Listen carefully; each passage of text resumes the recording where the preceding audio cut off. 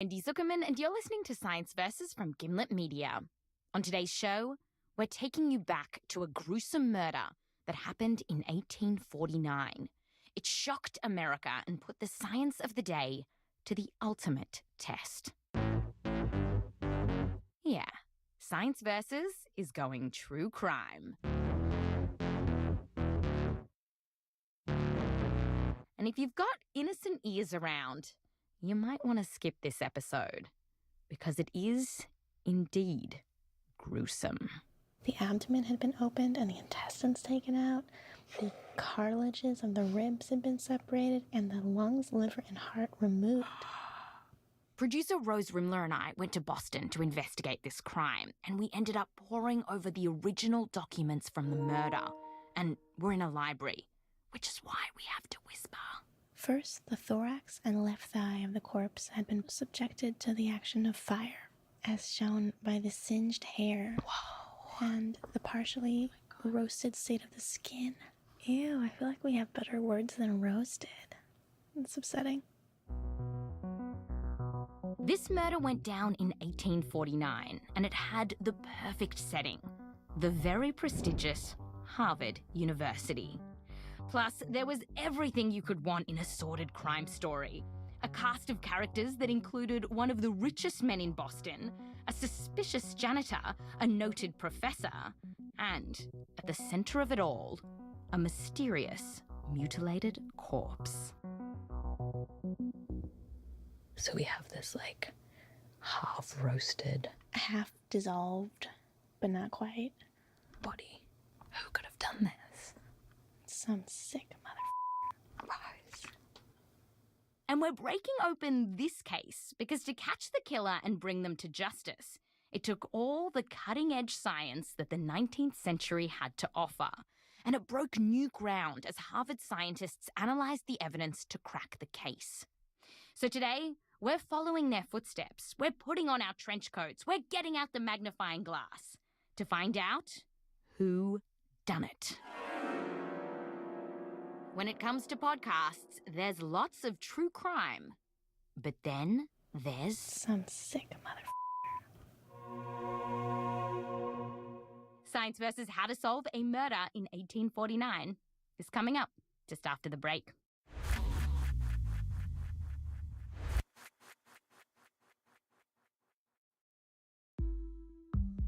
This episode is brought to you by FedEx. FedEx delivers more than just packages. They're working toward delivering a more sustainable future.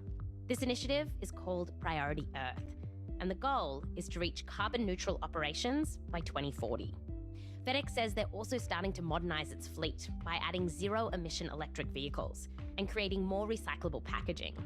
Priority Earth is the most important delivery FedEx is making yet, because it's an address we all share: Earth. FedEx, where now meets next. To learn more, visit fedex.com/sustainability.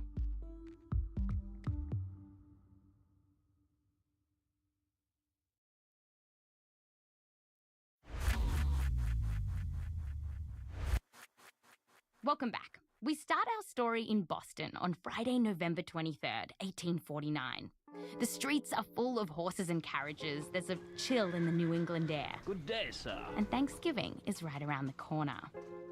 One of Boston's richest men, the central character in this wretched tale, is out collecting rent money. His name is Dr. George Parkman. Bostonians knew him as a really, really, really rich landowner in Boston. This is Paul Collins, a professor at Portland State University, and he's written a book called Blood and Ivy about our ghastly story today. And so he told us about this really, really, really rich man, George Parkman. He was known as being kind of a miser, and he would actually go around and collect the rents himself on foot because he did not want the expense of a horse. He was known as being really tough with his tenants. Like your classic kind of Mr. Scrooge. Yeah, I mean, there is something very Scrooge-like about him. A money-grubbing Scrooge. Sounds like a guy with a lot of enemies. Huh. And Mr. Parkman was very recognizable. He had a jutting lower jaw. It was very distinct. And he tended to walk around with it up in the air. So, he's almost like the caricature that you would imagine of a somewhat stuffy, snooty, rich guy. And this November Friday, well, it seemed like a regular day for Mr. Parkman. With his jutting jaw, he was out doing his rounds, collecting money. He was later seen at a grocery store and told the man at the counter, "I've got to go to Harvard Medical School. I'll be back in 5 minutes to pick up my things." And he leaves behind a head of lettuce. From here, Mr. Parkman is seen trotting off to the medical school. He's actually seen walking up to the medical school building, which is not an unusual thing. He would often stop by there. But on this day, an unusual thing does happen. Mr. Parkman walks up to the school, and then he's gone. And there's like some scattered seeming sightings of him around the city after that, but they're hard to confirm. Nobody actually speaks to him after he's seen at the medical school. When Mr. Parkman doesn't return home, his family isn't sure what happened. Maybe he'd gone for a wander in the woods. After several days, though, he doesn't return. And they think, well, he had a breakdown in the past and even talked about suicide. Perhaps he jumped off a bridge. Some suspected foul play. Mr. Parkman was carrying a lot of money with him at the time he disappeared, so perhaps he was murdered for the cash. The family plasters the city with missing posters, with a $3,000 reward that's worth roughly $100,000 today. And the town goes nuts searching for this man. They scour through Parkman's properties, vacant lots, railway stations. They sweep the medical school. They even drag the river for his body. And nothing. Things are looking hopeless. After a week, a breakthrough. It comes from a nosy janitor who lives in the basement at Harvard Medical School. And this janitor seems to know everyone's comings and goings in the building. So he tips off police. He's like, "Oi, you missed something in one of the labs at Harvard." And the police? They don't mess around. So they break the door down and they tip over a tea chest, a large tea chest that was in the lab. And an entire human thorax basically falls out. The thorax was sort of hollowed out and had like a thigh shoved into it in order to just shove it all into this chest. What?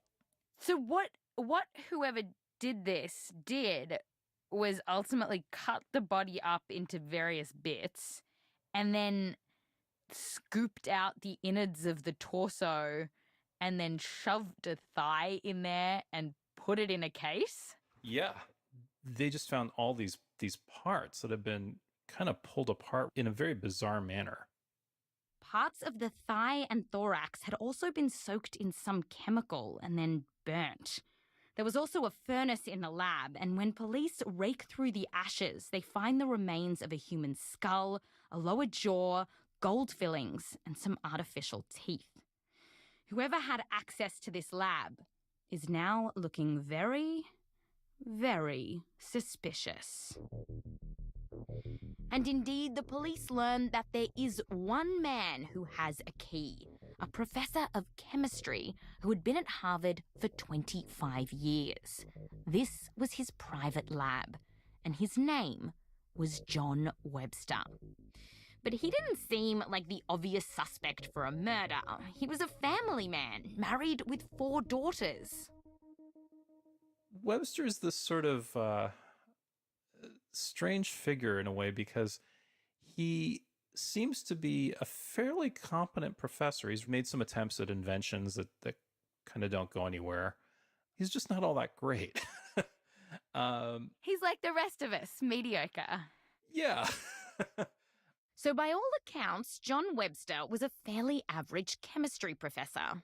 But now he was a fairly average chemistry professor with a hollowed out thorax in a tea chest in his lab. The police look at all these body parts and immediately arrest the professor. They drag him back to the medical school to explain why a dismembered corpse is scattered around his lab. And they lay out these parts that they've been finding in front of him and say, what is this? What is this doing in your lab? And he can't explain. And the only thing he says over and over again is that the janitor has betrayed him, that the janitor is somehow behind this. Uh-huh. So, the janitor emerges as suspect number 2. The janitor's name is Ephraim Littlefield, and he was the person who led the police to the professor's laboratory. And the professor has now turned around and said, "Hey, I've been framed. It's the janitor you want, and I can tell you how he snuck into my lab." Webster was telling his team, you guys have to go look at the door to my lab because you'll discover that you can pry it up in such a way that someone could break into the lab and plant something. So that, that's how the janitor got in. And even though this guy is a professional janitor, we found dirt on him. In fact, he doesn't look nearly as squeaky clean as the professor. He's often described as a swamp Yankee. He is fond of a drink or two, and he allegedly had been quietly running some card games at the medical school. A swamp Yankee? So in his downtime, he was a drinker and a gambler, but the real killer piece of evidence against him was what he did at work. Besides cleaning the premises, this janitor helped procure dead bodies. He literally knew where the bodies were buried. At the time, at Harvard, anatomy students were desperate for bodies to dissect, and getting those corpses was a really dirty business. It often meant paying off body snatchers who literally dug corpses out of graveyards. Yeah, this janitor was really kind of the middleman. He's the guy that would get the money from the professors and then go talk with the body snatchers. So clearly the janitor didn't have a big issue with handling corpses for cash. And we know Mr. Parkman had a lot of money on him when he disappeared. Plus, since there was a reward, if the janitor did this dirty deed, he would get paid out twice. When he stole the cash, and again when he led the police to the body. With that kind of money, the janitor would have made a killing. So, who's responsible for the chopped up body at Harvard? Was it the professor in the laboratory with the chemicals? Or the corpse-collecting janitor in the basement? Suddenly, there's a twist in the case, and evidence starts piling up against the professor. For one, he has a motive too. The professor owed lots of money to the missing Mr. Parkman, and he was, in fact, flailing in a quicksand of debt. Deeply, disastrously in debt. And in debt to Parkman in particular. He owed him thousands of dollars. He had literally signed away every book, every piece of clothing, right down to the bed linens in his house, just all his property. You see, this professor had a taste for the finer things in life. He had spent all of his inheritance on a stupidly fancy house that cost $40,000, and his salary as a Harvard professor wasn't nearly enough to keep up with his lavish lifestyle. So, the professor was in the red to the Scrooge of Boston to the tune of thousands of dollars. It then emerges that this professor was no mild-mannered nerd. Newspapers report rumors that he had such a quick temper that his nickname while he was a student was Skyrocket Jack. And finally, there's his suspicious job. The professor studies chemistry, but he's not cooking up new life-saving medicines at the medical school. Oh no. He studies what chemicals do to the human body. Chemicals like arsenic. The chunks of the body in the professor's lab, and the fact that he owed the dead man lots and lots of money. It looks bad for the professor. Bad enough for the prosecutors to take this case to trial. The professor would be charged with the murder of Mr. George Parkman. But after the break, this case takes a shocking turn when it looks like a murderer might go free. Harvard scientists throw everything they can at the case. But will it be enough? Can science save the day?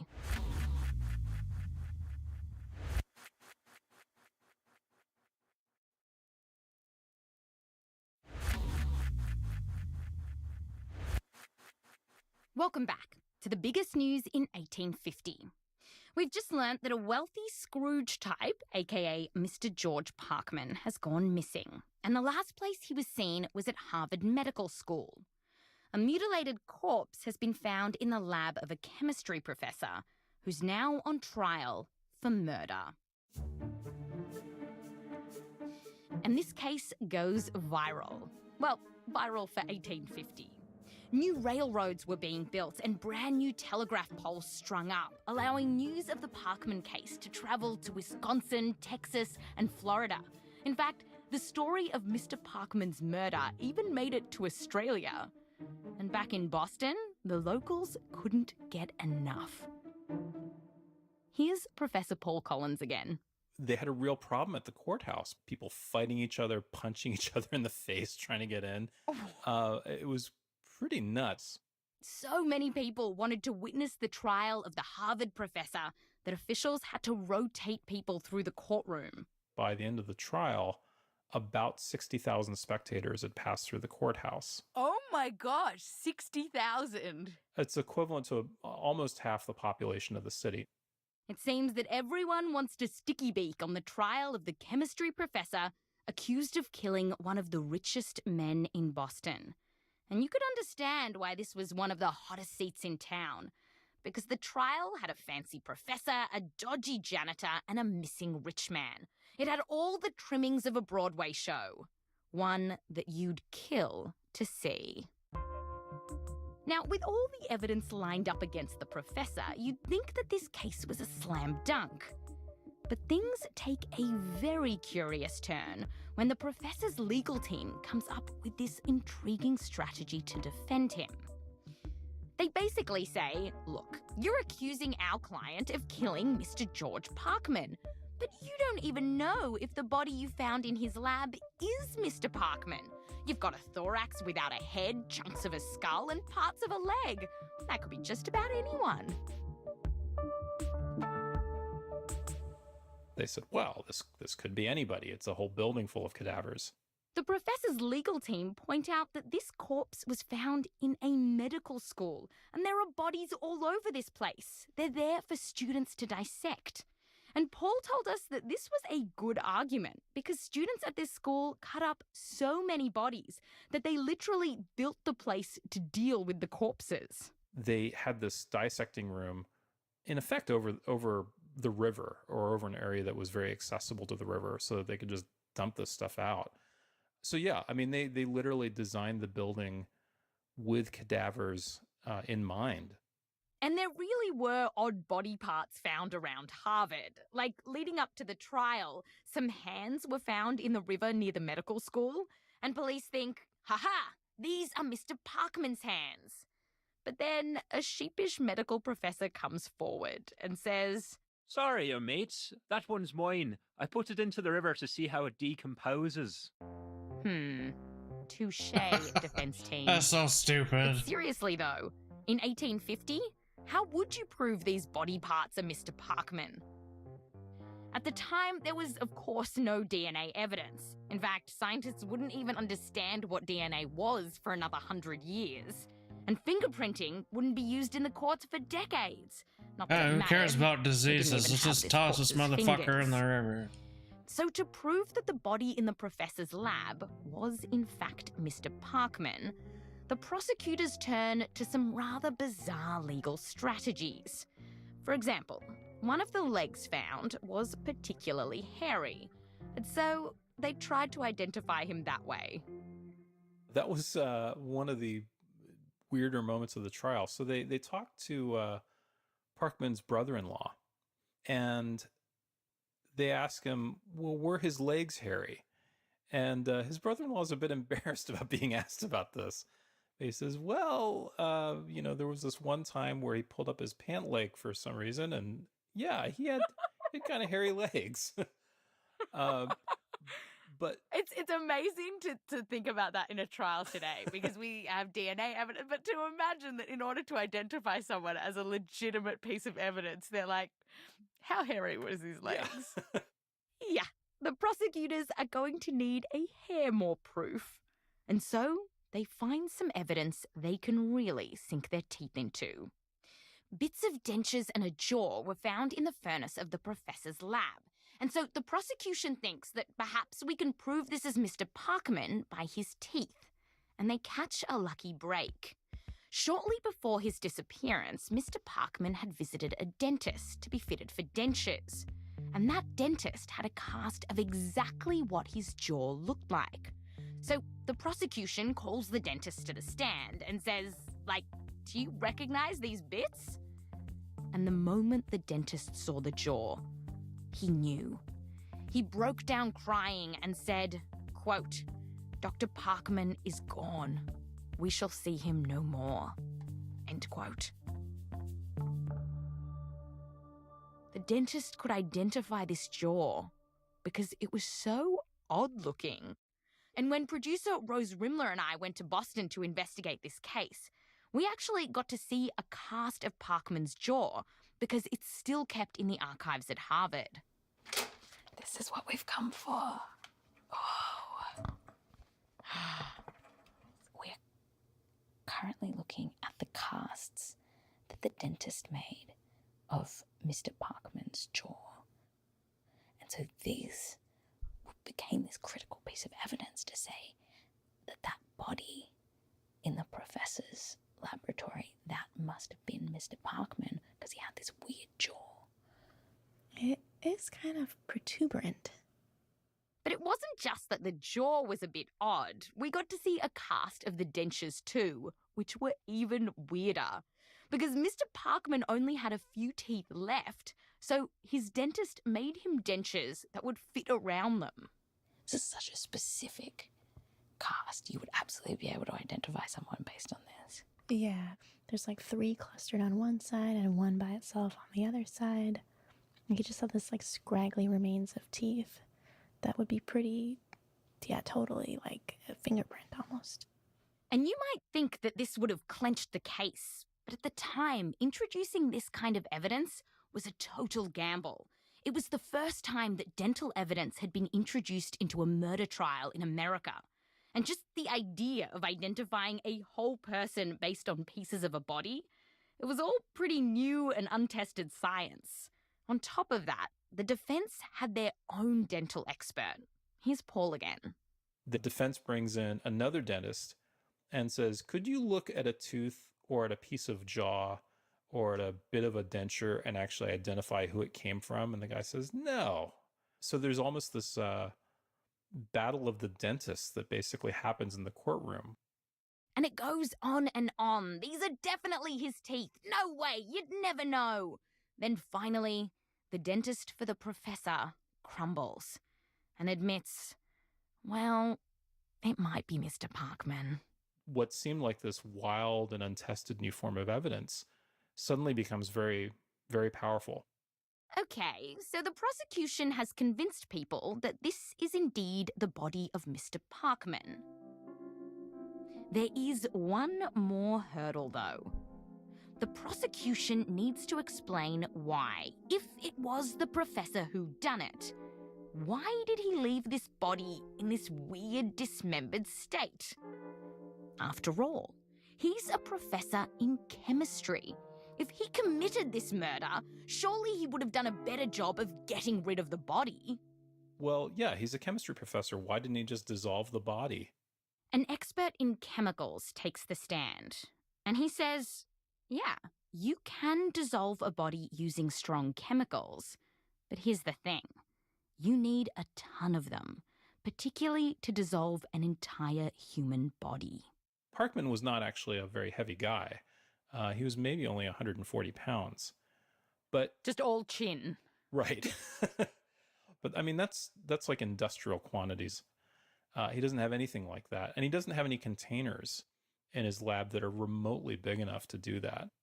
This chemical expert on the stand, along with a dream team of other Harvard alumni, had done a cutting-edge chemical analysis of the dismembered corpse. This really was CSI Boston 1800s. And remarkably, it did show that some of Parkman's body parts had been soaked in a chemical called potash lye. But clearly, there wasn't enough to disappear a body. So that would explain why the body hadn't been completely destroyed by chemicals. The professor simply didn't have enough. But parts of the corpse had been roasted by fire, and there was a small furnace in the laboratory. So why weren't the body parts completely burnt to ashes? Another learned doctor takes the stand, one who has a lot of experience getting rid of bodies. And he says, well, yeah, I burn lots of bodies, and actually you need a good big stove for it, and you need lots of kindling, and you don't want to use the wrong kind of coal, and he goes over all these details. And basically what he points out is that the professor really doesn't have the right kind of stove or the right kind of fuel. Basically, the prosecution argues that this fairly average chemistry professor did a fairly average job of getting rid of a body. The crowd in the court gasped. Or so we imagine. After the professors tottered off the stand, the jury had to work out what the Charles Dickens to do with all this newfangled scientific evidence.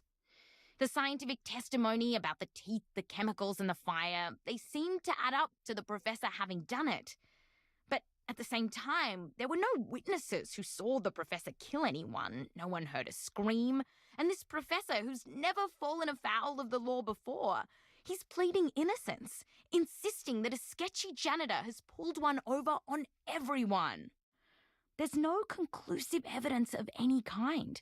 Just some toffee professors, a protuberant jaw, a weird set of dentures, and a curious chemical analysis. Would the science be enough? At around 8 p.m, the jury retires to consider the verdict. Just 2.5 hours later, they come back and declare him guilty.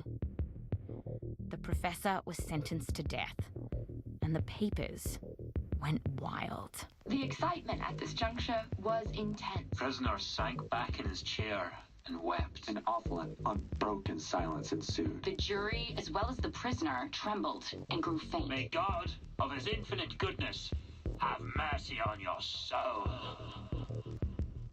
But for anyone who still had doubts about the professor's guilt, the truth would soon be confirmed.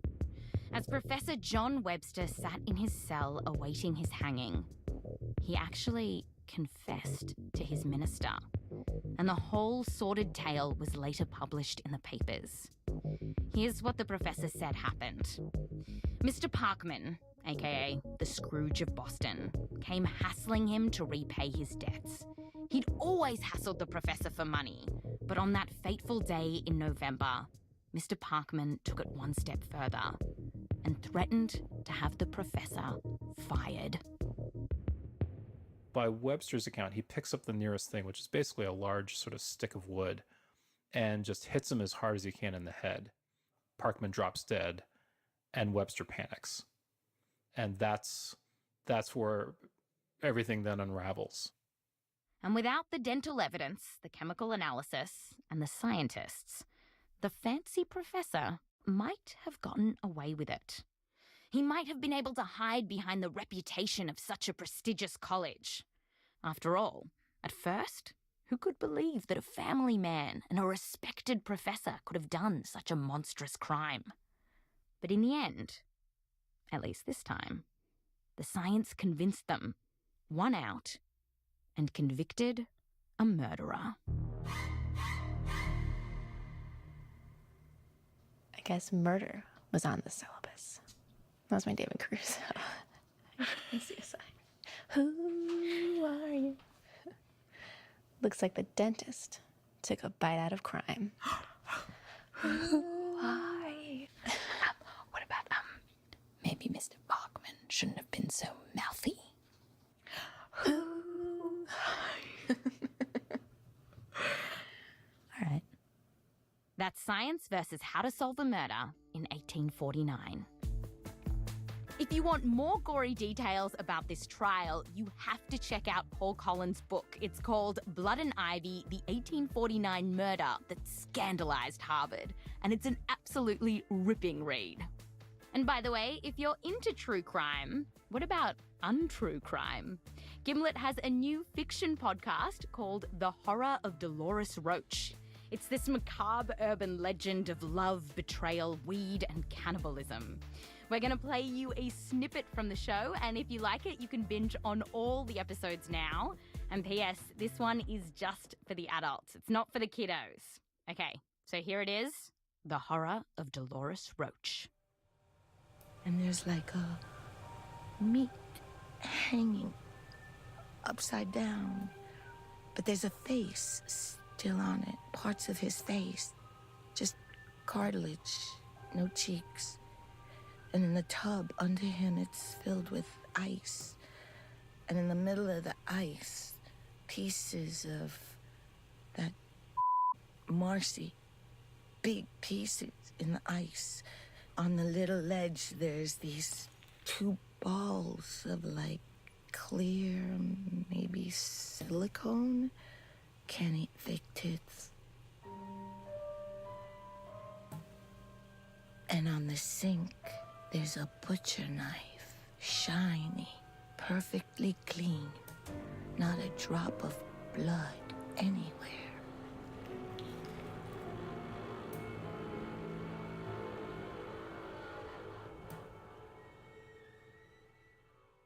That's The Horror of Dolores Roach. You can subscribe wherever you get your podcasts. This episode was produced by Caitlin Sori with help from me, Wendy Zuckerman, along with Rose Rimler, Meryl Horn, and Odelia Rubin. We're edited by Blythe Terrell with help from Caitlin Kenny. Fact-checking by Michelle Harris. Mix and sound design by Emma Munger. Music written by Emma Munger and Bobby Lord. A huge thanks to Jessica Murphy and the team at the Harvard University Archives. Plus, thanks to Lars Tremblay, Matthew Nelson, Frank Lopez, Joseph Lavelle Wilson, and the Zuckerman family. Next week, we're tackling dating. Can science save the dating game? The take-home message is take your date to a room full of electrical equipment and say you're going to electrically shock them if you can. I'm Wendy Zuckerman. Back to you next time.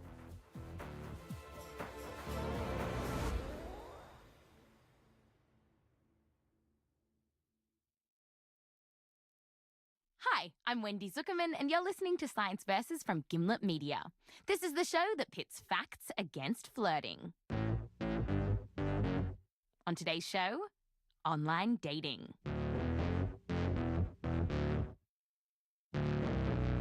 With thousands of people to meet online, what can science tell us about the secret to success? That is, how do you pick your person, and how do you get picked? And one of those people trying to get picked is my buddy, Rose Reed. We sat down to talk about her love life. Anything for Wendy. Science Versus listeners will know you from you're a friend of the show. Friend of the show. Proud friend of the show. You met Rose's parents in our True Love episode. In fact, they were college sweethearts, which could be why Rose really believes in fairy tale endings. She's a total romantic. I like talking to my super and waving like I'm Belle from Beauty and the Beast. There goes the baker with the bread, like always. Yeah, I know. I always feel like, oh, bonjour. But I feel that way with everyone. As a romantic, when Rose started dating, it was so exciting. The idea that your beast could be right around the corner. But now, Rose is in her early 30s. She's been struggling through single life for 7 years. And dating these days just often feels like a chore. Every few months, she'll go on a swiping frenzy, scrolling through apps like Tinder and Bumble, and she says it sucks up so much time. Okay, so I've done the math. I spend essentially, let's say, half an hour to an hour, 4 to 5 days a week, swiping, messaging, whatever, which is almost 20 hours a month, which is more than 100 hours a year. Ooh. Okay, of just being on my phone, which I fucking hate. Sorry. And all that time sitting on her phone, in the average month, Rose doesn't end up on that many dates. Maybe I'll go on 3 dates. Oof, yeah. And from those 3 dates, I would say I'd be lucky if one of them, the person and I could just chat easily. Oh, wow. You're at chat easily. Not even attraction. Exactly. And Rose is not the only one struggling with this. An Oxford study analysed how many times a first message led to a phone number. And out of 2 million first messages, less than 2% traded numbers. Less than 2%. Now, obviously, these apps aren't all bad. Some people have found love on them. And if you're not straight, these apps can make it a lot easier to find a date. But still, for a lot of people looking for love, these swiping dating apps can be a drag. There's got to be a better way. And we, here at Science Versus, we want to help. So, get excited out there, because today we're finding my mate Rose the love of her life. If you want to date with me and see if we're compatible, you can just email the Science Versus team. Just kidding. We're doing what we always do and playing an even funner game, the science game. Because there are some apps out there that promise to use science to match you with someone compatible. And maybe Rose should try one of those. Or maybe there are other ways to improve her luck and help her find the partner of her dreams. So, today, we are going to dive into the following questions. 1. Can science match you to your perfect person? 2. Can you game the system to increase your chances of getting picked? And 3. When should you stop swiping and pick someone already? And by the way, a lot of the research here has been done on straight people. But we reached out to several scientists who told us that they'd be surprised if the findings were that different for other kinds of couples. So, when it comes to dating, there's lots of sitting on your phone, wasting your life swiping. But then there's science. Science versus online dating is coming up just after the break.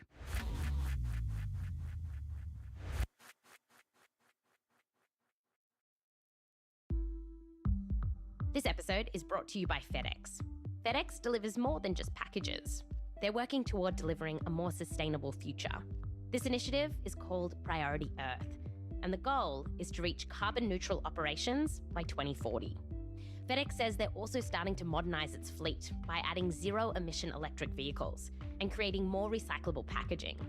Priority Earth is the most important delivery FedEx is making yet, because it's an address we all share, Earth. FedEx, where now meets next. To learn more, visit fedex.com/sustainability.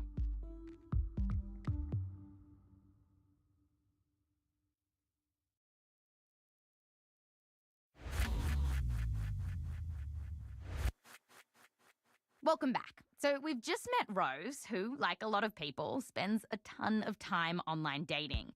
No, he's cute. Absolutely not. And still hasn't met her person. No. I mean, ugh. And when you're online dating, it's not just people that you've got to choose, but also the right app. And there are hundreds of them out there.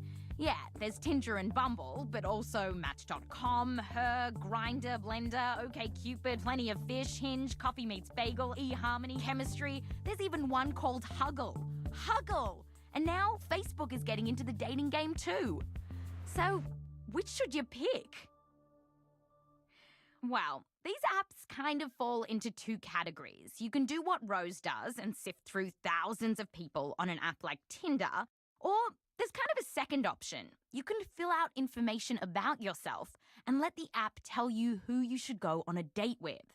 And these are the apps that claim to have science on their side. This isn't about looking through 1,000 pictures to see who you're attracted to. We help match people on compatibility. Yes, science can help you find love. And it makes sense that an algorithm could do a better job of matching you to someone than, whatever makes us swipe left or right. So, should we all get off these swiping apps? To find out, we wanted to know if it was possible to match two people based on a personality quiz. So we tracked down a scientist who was very popular with the ladies in high school. I guess I would say I was marching band popular. So if that sort of carves out the sphere, that gives you a sense of, like you find your niche. Uh-huh. This is Paul Eastwick, and he's not just a former bandroom heartthrob. I'm an associate professor of psychology at the University of California, Davis. And Paul has spent his career trying to work out if theoretically it's possible to predict which two strangers will like each other based on their personality. And over the years, he's tested this in all sorts of ways. At the beginning, though, he started with college kids and ultimately roped 350 students into his experiments. We had them fill out quite a battery of questionnaires. It was, all sorts of the standard personality measures at the time. Things like how attractive they think they are, how spontaneous and driven and nice and ambitious they are. And it also asks them to describe their dream partner. And then Paul gets these people to go on dates to see who ends up liking who. And science can't just wait for you to finally pluck up the courage to ask someone out. So Paul found a different way. He set up a state-of-the-art experiment called speed dating. I mean, we didn't want to host it in a dry psychology laboratory. We wanted this to be cool and fun and not nerdy and awful. Paul and his colleague wanted it to be at least marching band cool, which meant getting the art gallery on campus and filling it with tables and chairs and mood music. The guests sipped sparkling grape juice or bottled root beer, and everyone went on 4-minute dates.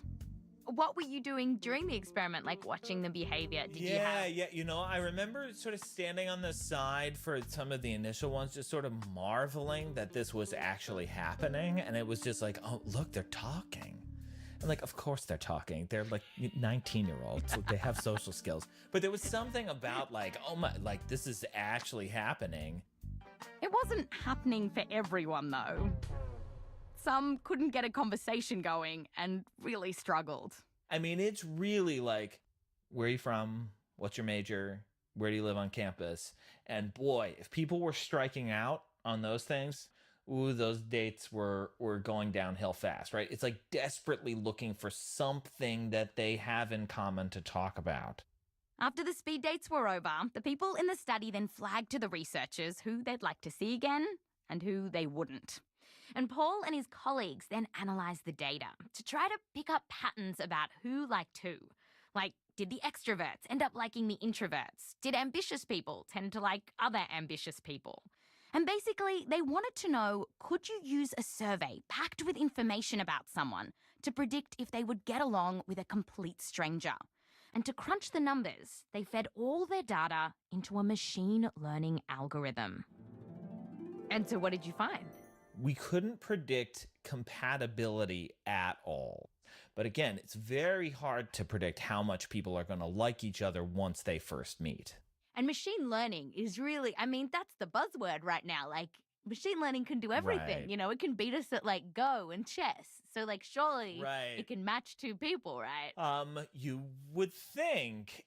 Even the questions about who people's ideal partners were, even that didn't predict who they ended up liking. Essentially, people's reports of what they ideally wanted were no better than a random guess at what would actually end up appealing to them. Yeah, pretty much no correlation at all.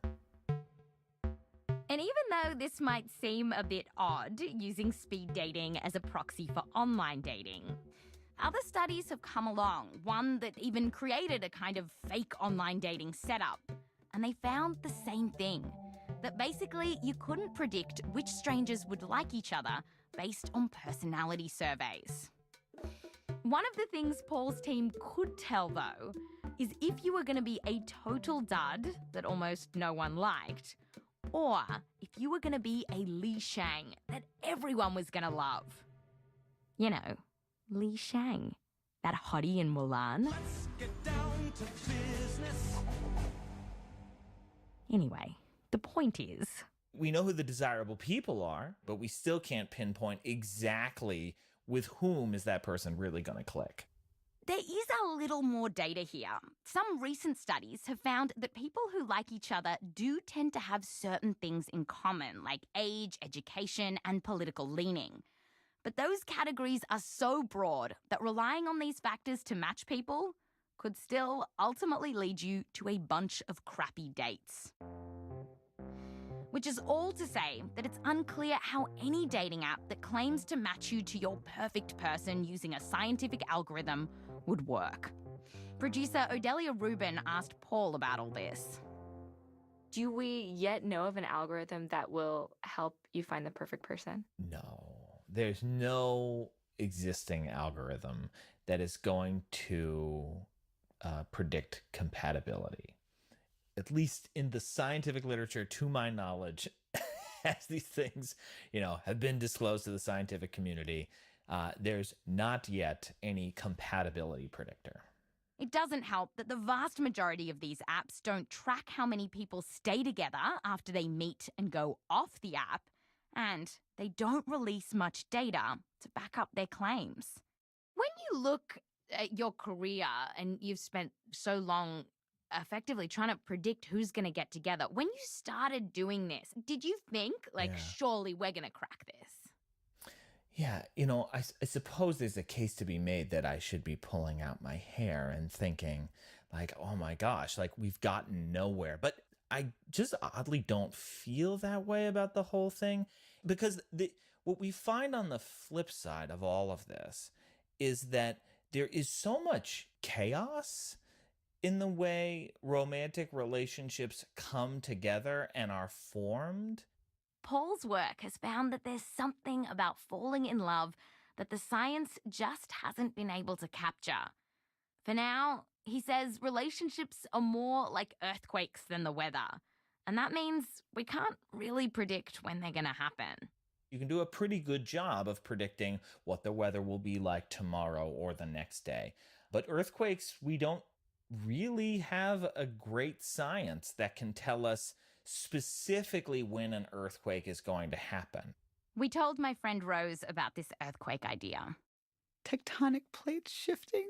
Oh, I love that. Oh my God. That makes so much sense. You are such a romantic. I knew you'd love this so much. Yeah, I like that a lot. That thought brings me a lot of comfort. Why is that? I think it's important for me to remember the bigger message here, which is, you have your own love life and you can't force a tectonic plate shifting. Conclusion. There's little evidence that some magic algorithm exists that can match you to the person of your dreams. And any dating app promising this needs to provide receipts.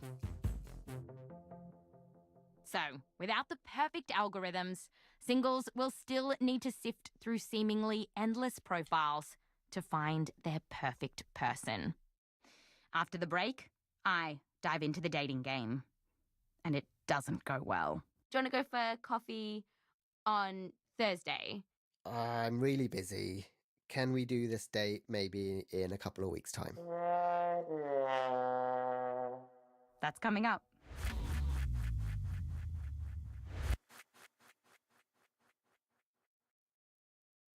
This episode is brought to you by Indeed. Don't wait for great talent to find you. Find them first with Indeed. It's the hiring platform where you can do everything in one place. And it has powerful hiring tools to help find qualified candidates quickly, like instant matching. It can help find candidates the moment you sponsor a job. Join the more than 3 million businesses already using Indeed. Start hiring now with the $75 job credit at Indeed.com/science. Tap the banner to learn more. Offer good for a limited time.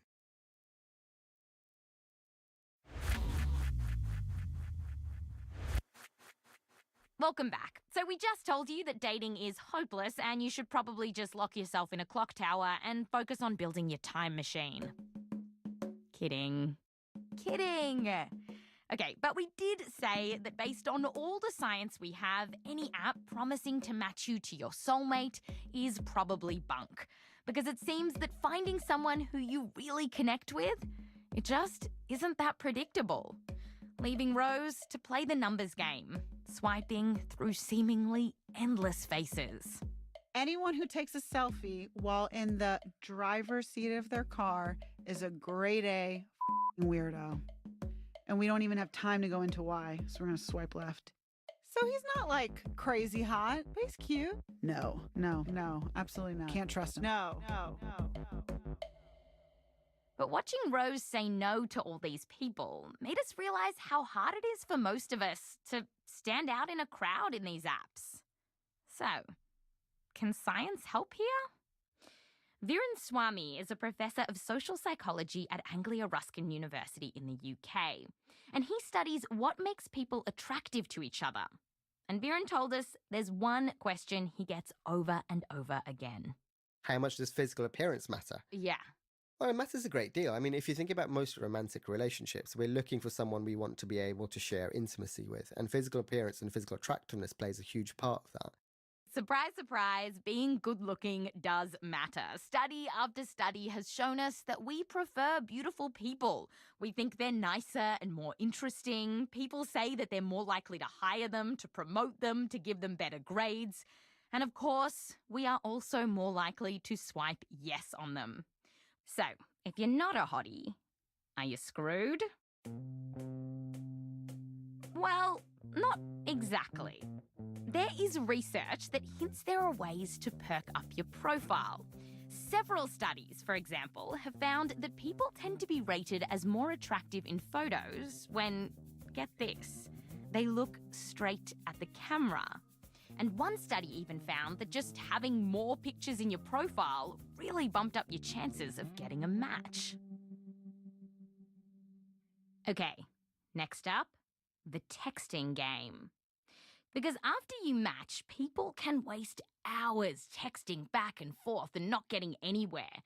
And part of the issue here is that there's this idea that you should play hard to get, act cool, and take your sweet time responding to texts. But here's the thing. Experiments going as far back as the 50s basically say that you shouldn't play it that cool. You've got to show someone that you like them. Because the science tells us, I like you if you like me. And there are lots of studies to suggest that the more you demonstrate liking for someone, they will, in general, like you in return. Okay, so here's my strategy. Like, you got to show you like them, but not that much. Like, you got to keep, like, them guessing. A little bit of uncertainty in the picture. But you can't just, like, totally go off base and act mean. Well, here's a better strategy. Why didn't you demonstrate that you like that one individual? So whoever this person is, show that you like that person, but also demonstrate to that person that you are actually hard to get for everyone else in the rest of the world.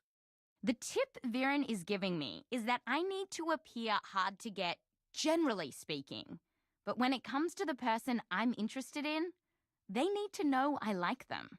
Okay, so give me an example. So if I were to call you up and to say, like, hey, Viren, do you want to go for coffee on whatever, Thursday, then what would be a bad answer for you according to science? A bad answer would be for me to say, I've got so many dates this week. I'm really busy.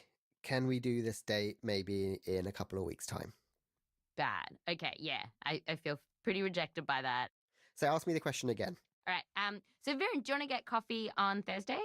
I'd love to. I've been asked out so many times this week and I've said no to everyone else because I don't like them, but I really, really like you. So I'd love to go for a coffee with you. And research has also found that playing hard to get is a no-go when you're deciding how quickly to respond to text messages. A huge study of millions of messages found that when people responded quickly, there was a greater chance that the conversation would continue. In fact, the researchers wrote, quote, "There was no such thing as too quick a reply," end quote. Okay, so say you do all this. You finally crack the code and you get a real-life date. Well, Viren says your chances of being here's a considered scenario. babe IRL Fuck could it, forget it. actually go up. Well, this is the interesting thing. So I think a lot of people tend to think that attractiveness is a static quality. That if, for example, I think of myself as a 5 out of 10. When you text someone, you generally want an Actually, answer. the kind of data from social psychology suggests that's not really the case. Fairly quickly. And perceptions of physical Depending on what it is. are very dynamic. Very well, it makes dynamic. no sense. And one thing that comes up Read again the message. and again Yeah, in that's- studies is that having a good personality, like being friendly, Play these stupid can make fucking people think games. you're more attractive. Viren gave us an extreme That example answer. from one of these studies, which got archaeology students in a summer program to rate each other's attractiveness when they first met, and then again at the end of the program. And one woman in particular was rated as about a 3 out of 9 at the start of the program. But she was also perceived as really hardworking, and she was really popular as a result, and she was well liked by everyone else. On the final day, when she was rated, she ended up with a mean score of 7. Wow. So she effectively doubled how attractive she was just by being hardworking and nice. That's with archaeology students, though, right? I mean, how generalizable is that to the non-scientific population? I see. This is the thing. I think what being nice is probably incredibly underrated because it's really difficult Said by to know someone who's nice. I hope so. People tend to like people who are more confident, people who are generally good people, nice eggs. It's people who are good eggs rather than nice eggs. So the moral here, be a nice egg and you might just get laid. Conclusion. If you're hot, you're more likely to get picked in these dating apps.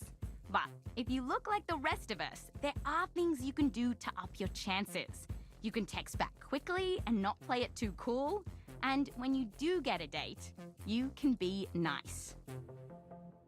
So, obviously, once you've listened to our episode, you are going to go on so many dates, heaps and heaps of dates. And then you'll have a new problem. So many dates, so many choices. And science has shown us that this can totally flummox us because when we get overwhelmed by choice, we're less likely to pick anything at all. And when we do pick, we tend to be less satisfied with the choices we make. So, we have one final trick up our sleeves to help, and it comes from a mathematician. I should warn you that I've had a tiny bit of a difficult afternoon, and so as a result, my dog is with me. Hannah Fry, an associate professor at the University College London, and her dog, Molly, told us about this theory that nerds use when they need to weed through a bunch of options. It's called the optimal stopping theory, and it's ultimately asking, if you have a lot of choices, when do you stop searching? And Hannah finds it very handy. I have definitely used it in terms of trying to buy a house. So you have actually thought about this theory in those moments. Yeah, totally. Well, I mean, it's called optimal stopping theory. So if you want the optimal moment, then yeah, of course.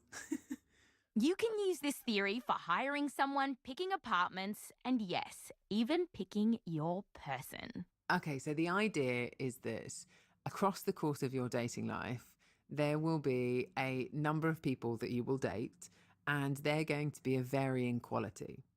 And your task, if you like, in your dating life is to cash in and settle down with the best person for you. Okay, here's how it works. You start with this idea that you want to be done with dating and settle down by a specific age. Say you start dating when you're about 15 and you want your ball and chain firmly in place by age 35. That gives you precisely 20 years of dating to play with. Okay, so this theory is split into 2 phases. First comes calibration. Get a sense of the market, right? So just, try a few things, meet a few people, have a lot of fun. Don't take anything too seriously. And the key to this theory is knowing when this calibration period ends. If you play the field for too long, you might miss this wonderful person because you weren't taking them seriously. If it's too short, then you might be stuck with a loser for the rest of your life.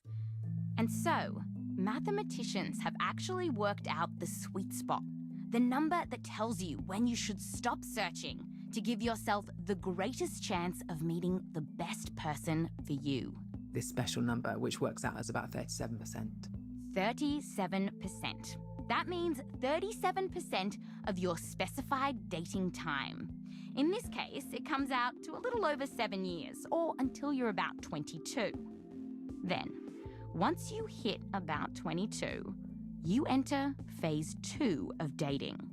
Having set the bar, you are now out to find your best match. And that is, your task is to settle down with the next person who comes along who is better than anyone you've dated before. And that second part of the statement is really crucial. It's not that you're picking the next person that comes along. You're picking the next person that comes along that is better than everyone that you've already met. And if you do that, mathematically speaking anyway, you're giving yourself the best chance at finding the perfect partner. While no one has done a big study tracking people over decades to see how successful this is in the real world, according to the mathematics, you could get the best partner more than a third of the time, which Hannah says isn't so bad. You have to remember that if you were just picking at random, your chances would be way lower compared to, a third, roughly. It's much better. So before you whip out your calculator and put this to work, you should know that it has a couple of minor problems in it. Hannah pointed out one issue. So what if everyone in phase 1, your calibration period, is horrible? Like maybe you spent your early 20s living in the Jersey Shore house. I got some jeans on, and I got the shirt, but I ain't wearing the shirt when we go out. Just the shirt before the shirt. Point is, your bar would be set way too low. And then the next person that comes along would just have to be better. So you might end up with a mediocre person for the rest of your life. I should actually add one more thing, which is that this whole model sort of works on the assumption that the other person doesn't have a say. Yeah, was thinking that. Slight flaw in There's other things that make this theory far from perfect. But still, while chatting to Hannah, I caught myself doing some calculations. Do you know this is, without knowing this theory, this is actually what I did? Is it? It really is. Because in a way, it's sort of what I did as well, actually, to be honest with you. It's sort of what I did. I think a lot of us do this quite naturally. And Hannah says that even if you're not willing to risk it all on this theory and let maths run your life, this is something that you could try when you're getting sick and tired of the daily grind of dating. If I was single now and I was on Tinder, I would definitely use this.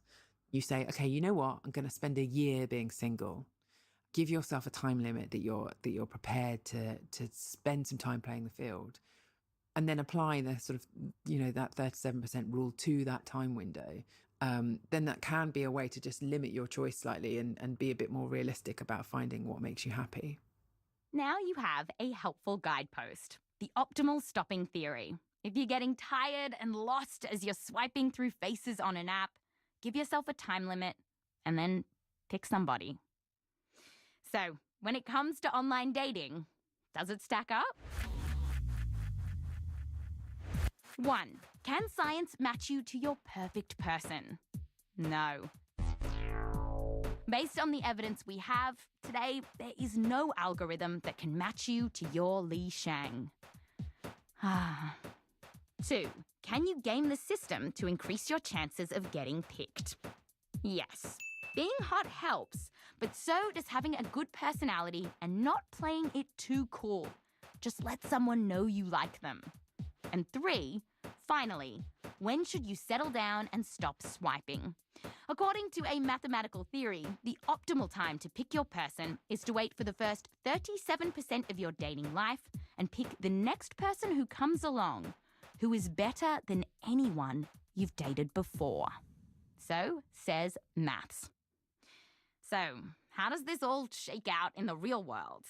We took this back to Rose and walked her through the science, all the little tricks that you can do to up your game, and how, ultimately, there is no magic algorithm here. And Rose, she was kind of okay with it. I think sometimes I'm so capable in my single life, and I've learned to be so independent on my own that I feel like, I can make this work. And if there's anything I've learned from my love life, it's like, it's not a solo dance. Can't lead. And I don't know, hearing the math, hearing the science is very comforting to me. It's a good reminder that, like, you know, I have to be patient and wait for that other, you know, symbiotic force. And until then, you know, you just keep dancing, right? Yeah. Right? Yeah.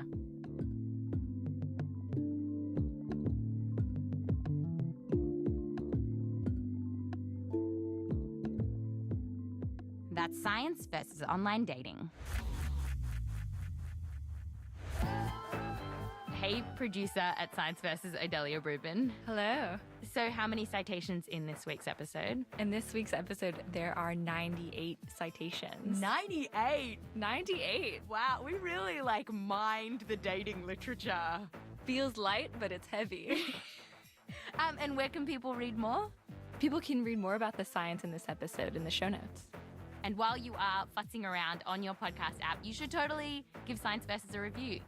Give us 5 stars. Tell us you love us. Yay. Thanks, Odelia. Thanks, Wendy. This episode was produced by Odelia Rubin with help from me, Wendy Zuckerman, along with Rose Rimler and Meryl Horn. Our senior producer is Caitlin Sorey. We're edited by Blythe Terrell. Fact-checking by Michelle Harris with help from Meryl Horn and Rose Rimler. Mix and sound design by Emma Munger. Music written by Emma Munger and Bobby Lord. A huge thanks to all the researchers we got in touch with for this episode, including Dr. Elaine Hatfield, Dr. Liesl Sharabi, Associate Professor Megan Ankerson, Assistant Professor Sarah Murray, Jenny Zhang, and the folks at OkCupid. Thank you so much. We also had recording help from Robbie McGuinness, Emma P. McAvoy, Sherry White, and David Mistich. Plus, a huge thank you to the Zuckerman family and Joseph Lavelle Wilson. And Hannah Fry has a new book out now. It's called Hello World, How to Be Human in the Age of the Machine. And it's all about the algorithms we deal with every day. Check it out. I'm Wendy Zuckerman. Back to you next time.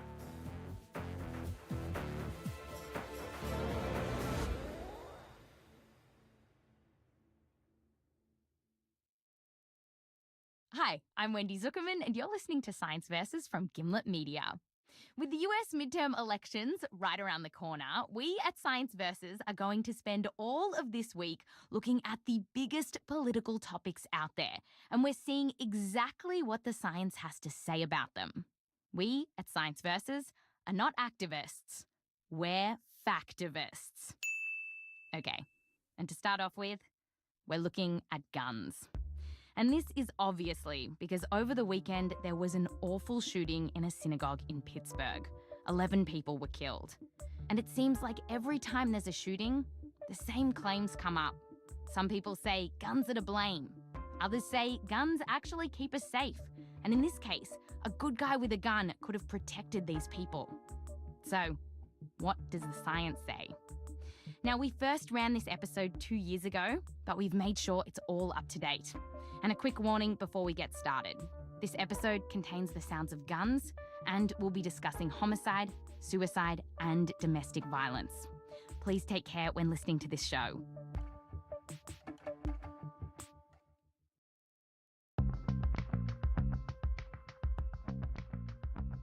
Nestled in the heartland of New Jersey amongst a nail salon and car wash sits Gun for Hire, a gun range that bills itself as the only family destination gun range in the world. And the guy I'm here to see is Anthony Calandro. Anthony! He's the owner at this joint, and he's like a celebrity around here. He seems to know who everyone is, and he's shaking hands with all the customers. Anthony tells me I have to wait my turn. How's everything? You doing all right? I'm doing good. You can talk to me later if you want. I figured there was one obvious way to pass the time while I waited for Anthony.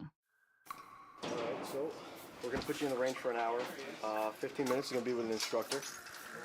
You have an AR-15 and a Glock 19, a box of ammo for 9mm, 2 boxes, .223, 4 targets. Well, I didn't know how long he was going to be. The gun is now loaded. You have 3 shots. There you go. How did I do? These are your 3 shots. Is that good? Yes, You're very shaking good. your head. Very good, very good. Shaking your head. When I finished my 70 rounds at Gun for Hire, Anthony Calandro was ready to chat. But before I could start asking questions... quick question to you. Your perception of gun ranges before you started visiting them, didn't you think that everybody in there would look like Duck Dynasty characters? I did. Okay. This is absolutely Because true. that's 50 years of the media perpetuating us as fat white guys with summer teeth, some over here, with a beard and suspenders and a baseball cap on and my Bible in my left hand and clinging to my gun in my right hand. Am I right? Okay, so Anthony, he has teeth, doesn't wear suspenders, and no Bible that I could see. Which isn't to say that you'll mistake this place for the UN. On our way to the interview, we did walk past this room full of dudes. What is that? That's the diversity shoot. We had a bunch of people come and shoot for the first time. They don't look very diverse, Anthony. They're not very diverse. Today, we are putting down the guns and picking up the books to find out what guns do to a community. We will answer the following points. 1. How many times a year are guns used for good? Say, in self-defense. 2. How many times a year are guns used for bad, like to murder someone? And 3. What effect, if any, do guns have on the overall crime rate? Now, to be clear, although the Constitution is a lovely document, it's not a peer-reviewed journal. So you will be hearing the words the Second Amendment and the right to bear arms only once in this podcast. And you just heard them, because today we're talking science. Let's get into it. Self-defense. Best estimates suggest there are around 300 million guns in the US right now, a number that has been slowly rising. I say best estimates because no one really knows. Guns aren't traced very effectively around the US. Still, a recent Pew survey suggests that 42% of homes in America have guns. And the main reason Americans buy guns is to defend themselves and their property. Surveys find that around 2/3 of Americans who own a gun say they have it for protection. And this idea that you need a gun to protect yourself, it's promoted by the National Rifle Association. The only thing that stops a bad guy with a gun is a good guy with a gun. This is Wayne LaPierre, CEO of the NRA. He's speaking at a press conference. And when you hear your glass breaking at 3 a.m. and you call 911, you won't be able to pray hard enough for a gun in the hands of a good guy to get there fast enough to protect you. And Anthony Calandro, owner of Gun for Hire, he agrees with this. There's an old saying, when you need help in seconds, the police arrive in minutes. But if you're home alone, who's going to protect you? If two men were trying to break into your house, a firearm is the ultimate equalizer. Anthony says he's never had to use a gun to protect himself, but he likes the idea that he's ready if anything would happen. When I go to a restaurant, I sit with my back to the wall because I need to see who's coming in and out and watch everything because no one's sneaking up on me. Where did that begin? I have no idea. I think some people are born that way. And I was born that way. You know, they say, what do they call it, sheepdog? If you're born that way, you have that sheepdog mentality. It's just the way I am. But how many people in America will actually use their guns for self-defense? Well, there is one number that gets cited quite a bit in the media. There are 2.5 million defensive uses of guns every year. It's like 2.5 million. 2.5 million times a year. 2.5 million times. 2.5 million times last year, law-abiding citizens pulled guns in self-defense and saved lives. So let's take a closer look at this number. Where did it come from, and can we trust it? Let's start with the man responsible for it, Gary Kleck. He's a professor of criminology at Florida State University, and he's been writing about guns for decades. Do you own a gun yourself? I never answer that question. The reason being that people use it as an excuse for not thinking about the issues, but just judging what people have to say, and that's foolish. Gary's study was the first to come up with this number, that there are 2.5 million defensive gun uses. And here's how he got it. Back in the early 1990s, Gary's team surveyed just under 5,000 people to ask them, have you used a gun, even if it wasn't fired, for self-protection or the protection of property at home, work, or elsewhere? And he found that 1.3%, that is 66 people said that they had. So then... You take the percent of the sample who said they had that experience and multiply it times the population. So he took those 66 people, that 1.3%, and multiplied it by the adult population of the US, which equals... oh, God. Okay, so you got to carry the 1 and... 2.5 million times a year. You never, ever sort of do that. You never extrapolate like that. This is David Hemenway, a professor of health policy at Harvard University. And he takes issue with Gary's methods. Nobody who has any training in epidemiology would ever extrapolate the 1% of people. David says multiplying out 1.3%, which in this study, remember, was only 66 people, to the population of America is dangerous. And here's why. Let me give you an example. A recent US survey of more than 5,000 women who had been pregnant found that 45 women, or 0.8% of them, consistently affirmed that they had had a virgin birth. The survey was published in the British Medical Journal. Now, if you pull a Gary Kleck and multiply that out to the number of women who gave birth in, say, 2013, you'd find that there would be around 31,000 women in America who were virgins when they had their bubs. So, in just a decade, there might be 310,000 Jesus babies. Well, hallelujah! The point is, they were mistaken. They had sex, and then they had babies. The other point is that when you're talking about very small percentages being multiplied out to very big populations, a few people being mistaken can lead to a very big wrong number, which is why no scientist would say that there were 31,000 virgin births in the US in 2013. I asked Gary about whether his very big number on defensive gun uses might also have this problem. The percentage point is very small. So if you're a little bit off, then actually it's orders of magnitude that this figure could be wrong, right? Not if it's a little bit off. It could be orders of magnitude off if it's way off. But if it's, say, 1 percentage point off, this could be a problem. I mean, you can speculate anything if it were, but of course we don't have the slightest evidence to support that view, and we have ample evidence to contradict it, which is the results of the other surveys, which always indicate huge numbers of defensive gun uses. Yes, other surveys do exist, and yes, they have gotten similar figures, around 1%. But David Hemenway, who has actually done some of these surveys, says that just because you can replicate a result, it doesn't mean it's true. Why?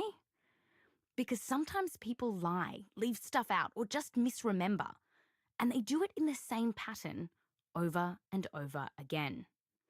David points to surveys about how many sexual partners straight men and women have had. So you can ask people in the United States over and over and over, and the men will always tell you more than the women. That doesn't mean that's true. And you're just looking at heterosexual couples. It doesn't mean it's true. That is, either there is a small group of horny women out there, and props to them, or men are lying, or women are lying, or both are lying. Given what we know about people, it's likely that someone is lying. And David Hemenway thinks this is what is happening in these gun surveys. Just like when you ask guys, how many people have you slept with? If you ask Americans how many times they've used their gun defensively, they tend to inflate the number. So, if Gary's numbers are wrong, do we have any idea how many people use their guns defensively in America each year? Yes, we do. Meet the National Crime Victimization Survey. Forget Gary's 5,000 people and extrapolating. This beast interviews around 90,000 people, so it's much more reliable. And it's considered the gold standard amongst researchers in this field. But it's not just the size of this survey that makes it more trustworthy. It's also the way they ask the questions. So rather than straight out asking people, do you use your gun for self-protection, which can overestimate results because people like to boast, This survey first establishes that someone was the victim of a crime. And then they ask, did you do anything with the idea of protecting yourself or your property while the incident was going on? Freeze, you diseased rhinoceros pizzle. When the researchers crunched the numbers from this survey in the early 90s, they found that only about 100,000 defensive gun uses per year happened in the US. When they crunched the numbers again more recently, they found an even lower figure, around 60,000. Either way, it's much smaller than Gary Kleck's 2.5 million. And when you look into the details of this survey, you find that a lot of the common images that we have about how guns are used defensively, they just don't hold up. Hold up. Okay, so for example, more than 80% of the time, the people who said they used their gun defensively also said they were the only person with a gun in the altercation. So much for a good guy with a gun facing off against a bad guy with a gun. Another image the gun lobby likes to promote is a woman pulling a gun to protect herself against a man in an alley or breaking into her home. This is from a 2013 speech by the NRA's Wayne LaPierre. The one thing a violent rapist deserves to face is a good woman with a gun. Firstly, only 13% of rapes in the US are committed by strangers. Most rapists are known to the victim. They're often married or related to her. So the vast majority of sexual assaults aren't happening in dark alleyways. And then when we look at the crime victimization survey, of the 337 women in the sample who had been sexually assaulted, none used a gun in self-defense. And just to challenge one more popular image that we have, you brandish your gun and the bad guy flees. Well, sometimes things don't turn out that way. Using data from that big survey, David Hemenway found that when people used a gun to protect their property, it did work 2/3 of the time. Yes, there's a bit of suggestive evidence that having a gun may reduce property loss, but the evidence is equally compelling that having mace or a baseball bat will reduce property loss. Just yelling at the guy, turning on the lights, or threatening to call the police were pretty good tactics too. When people did that, it worked about half the time. Conclusion. While we don't know exactly how many defensive gun uses there are in America each year, best estimates reckon it's no more than 100,000, not 2.5 million. And using guns in self-defense is slightly more effective at scaring bad guys than doing other things, but we've got to weigh this small benefit against the bad things that guns can do. And that's coming up after the break. Hey, it's me again. We don't have any ads on this episode, but if you want to support Science Versus, you can send this show to one of your mates or your family or your weird uncle. Yes, you can be a factivist too. And if your uncle is like, yeah, but where did they get those facts from? There's a link to the transcript of this episode in our show notes with all the citations. Yes, this episode has 93 of them. Okay, send it on and back to the show. Welcome back to Science Versus. That was too peppy. We're talking about guns. Welcome back to Science Versus. When we talk about gun deaths in America, mass shootings get a lot of media attention, and they're horrible. Still though, they're a very small proportion of the number of people who die from guns each year. More than 30,000 people in America die from guns annually. On top of that, there are more than 80,000 non-fatal gun injuries. Compare this to mass shootings. While they're harder to put a figure on because people have different definitions of mass, any way you count them, the maximum number of deaths each year is in the hundreds, not thousands. So they're a very small proportion of overall gun deaths. So, who's doing most of the killing? Well, most of the time, it's people killing themselves. According to the Centers for Disease Control and Prevention, about 2/3 of America's gun deaths are suicides. But when you talk to people like Anthony Calandro, owner of Gun for Hire. They don't think guns are the problem. Suicides are tragedy. And if you press the button tomorrow and all guns in this country disappeared, the suicide rate's not going to go down. The avenue or choice of taking their own lives is going to change. Hanging, drowning, asphyxiation, pills, whatever it may be, that's all that's going to happen. It's just that the firearm is a very easy tool, a very easy vehicle to help with that. But if you're set on killing yourself, you are going to do it. It doesn't matter what you have accessible to you. In suicide research, Anthony's argument is called substitution. This is the idea that if you remove one way for people to kill themselves, they'll just substitute it for another. Now, this theory of substitution has actually been studied internationally, looking at many ways that people suicide. Professor Helen Christensen is an expert in suicide prevention. She heads up the Black Dog Institute in Sydney, Australia. So if you took away a particular way in which people die, do you get an outbreak and a greater number doing it in a different way? And there's been quite a bit of research, for example, putting barriers on bridges. Do people just move 2 kilometres further down the river and jump from the next bridge? And the answer is no. And there's no reason to think that guns or firearms would be any different? In my view, no. Over and over, evidence suggests that if you eliminate a popular way that people suicide, fewer people kill themselves. And this is known as means restriction. Here's an example. In the 1980s, a common method of suicide in Sri Lanka was swallowing certain pesticides. And after the country banned them, the total suicide rate fell by 50%. Now, there was a minor increase in hangings, but this didn't come close to offsetting the total number of lives saved. This has also specifically been seen with guns. In Australia, after a gunman killed 35 people in Tasmania in 1996, heavy gun restrictions were implemented. And once the bans kicked in, there was a slight increase in hangings, but the total suicide rate dropped. For men, it was by 8%. Every study I've seen and every academic I've spoken to agreed that restricting access to guns would significantly reduce suicides.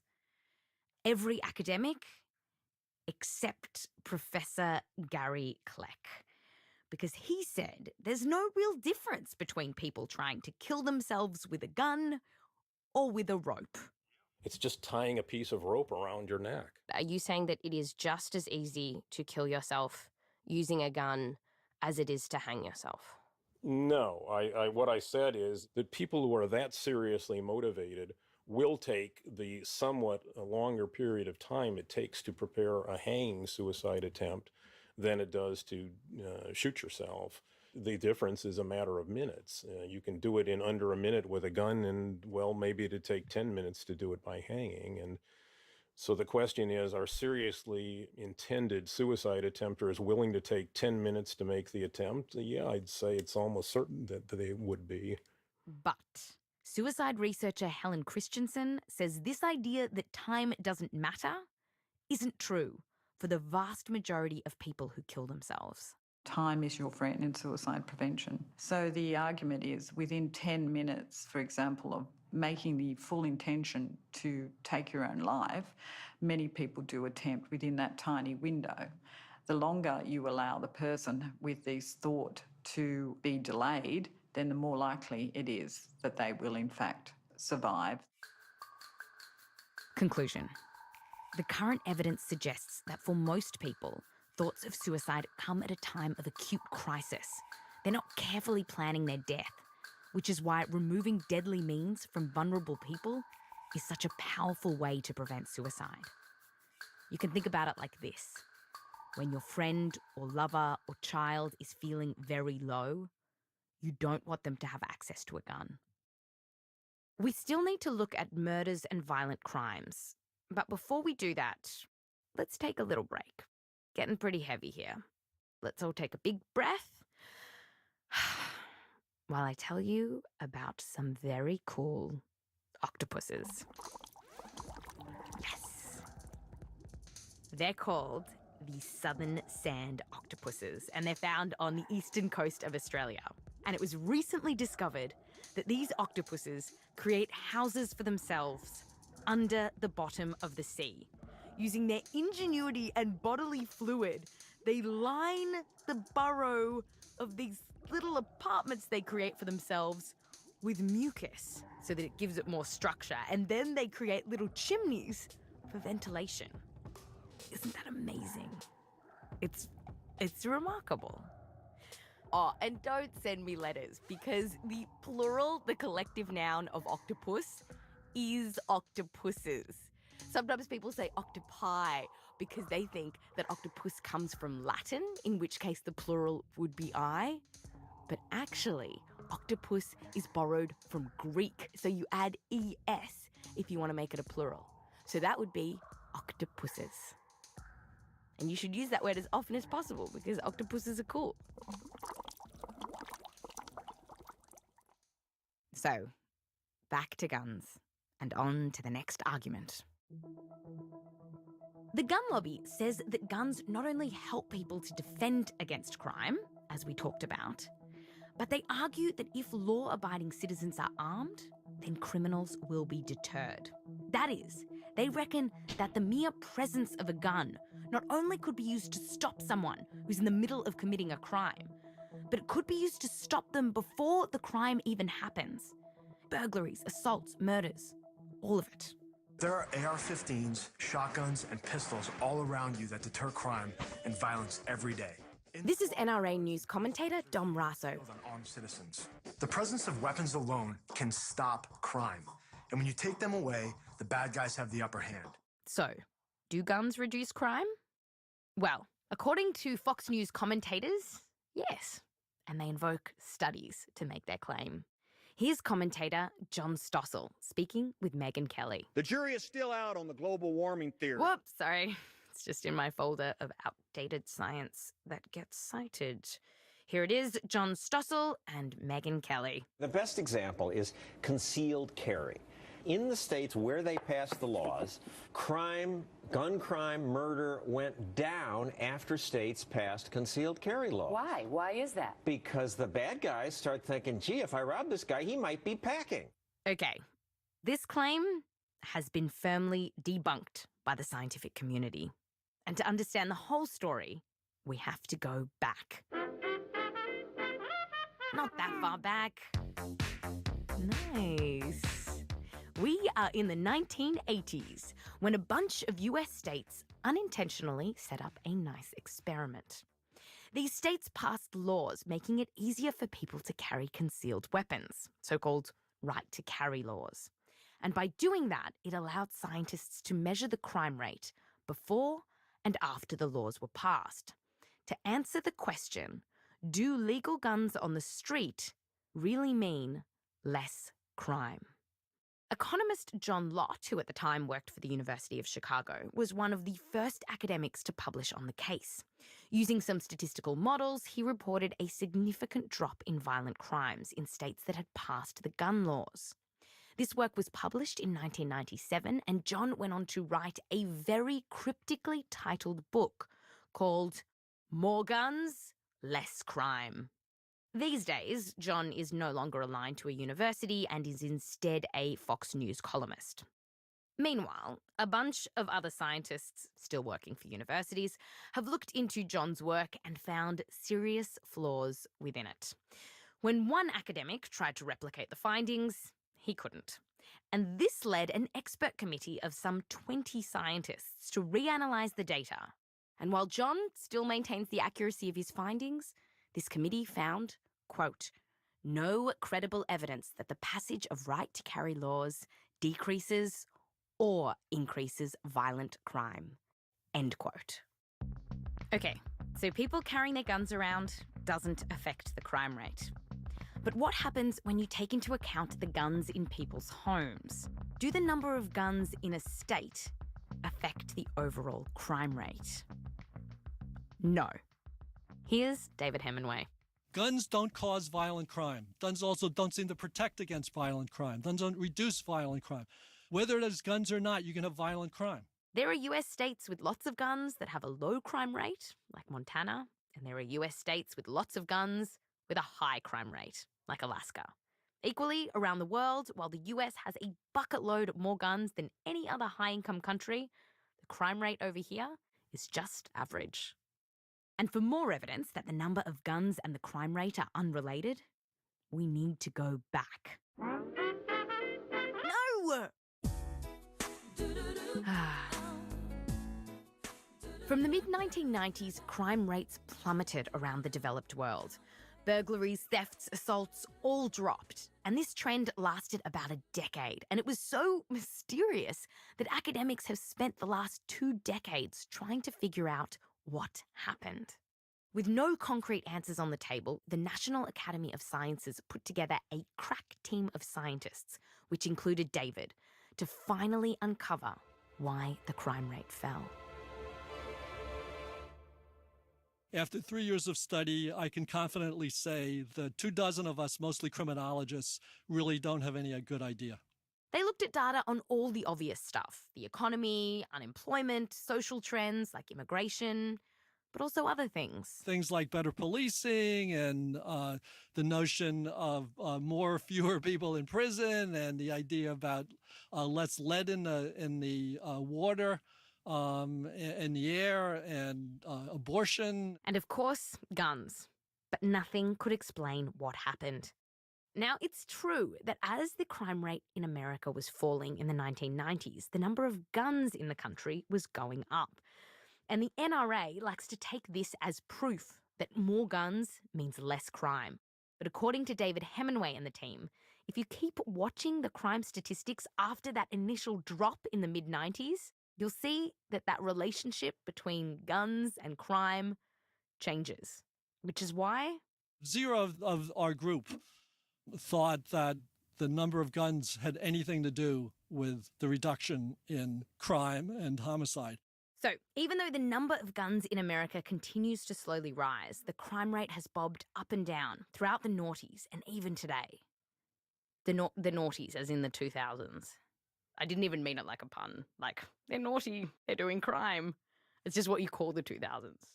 There's no other better. The 2000s sounds weird. It does. It sounds weird. What else? The zeros? The double zeros? The OOs? No. The oohs? The oohs. The turn of the century. No. It's called the noughties. The point is, the crime rate is still going up and down. The number of guns in America are rising. There is no connection. Conclusion. Guns do not affect the crime rate. They don't make it go up or down in any consistent way. Well, there is one exception. Guns do not have an impact on the overall violent crime rate. They don't affect the number of assaults or rapes or burglaries. But they do have an effect on one particular violent crime: homicide. Here's David. What guns do is they make hostile interactions, robberies, assaults much more deadly. What he means is that if you put a gun in the middle of an altercation, it's more likely that someone will die.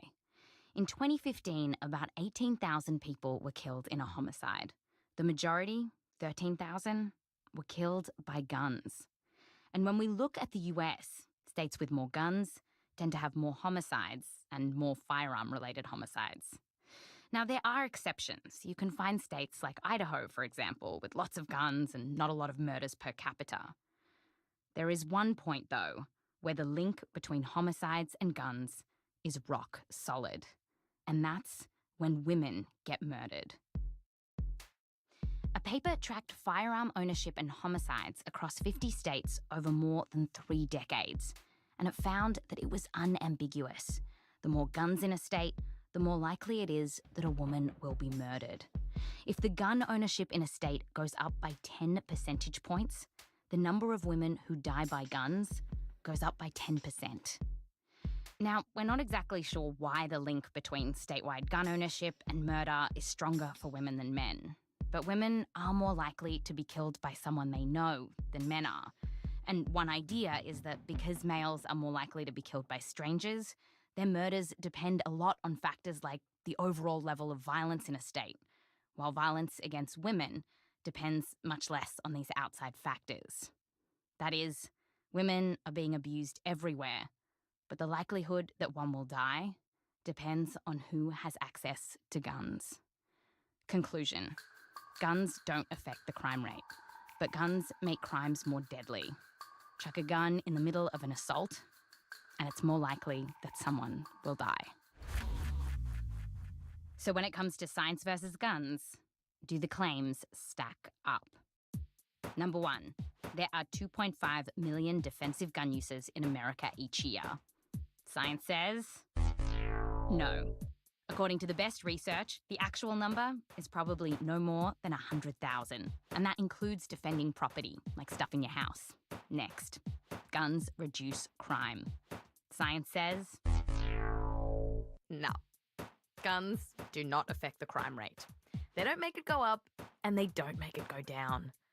But they do make altercations more deadly, which is why more guns, on average, means more murders.